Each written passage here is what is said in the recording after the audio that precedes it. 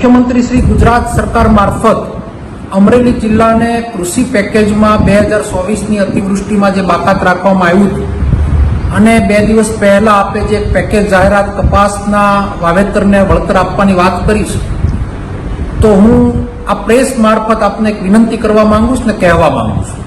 2024ની અંદર આ વિસ્તારની અંદર ફક્ત કપાસનું વાવેતર નહીં પણ અન્ય પણ પાકોના વાવેતર હતા. તલ, સિંગ, કઠોળ અને બધા જ એરડાથી લઈને વાવેતરોને નુકસાન થયું હતું.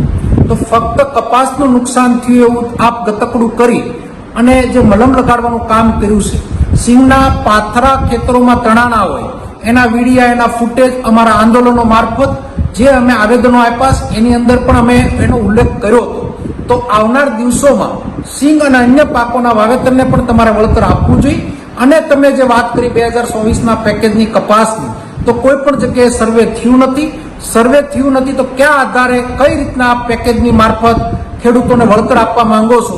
એ ગુજરાતના અમરેલી જિલ્લાના ખેડૂતોને આપ ખુલાસો આપે વિનંતી કરું છું અને આ પેકેજમાં સુધારો કરી અન્ય પાકના વાવેતરોને આપ સમાવેશ કરો એવી માગણી કરું છું. આભાર.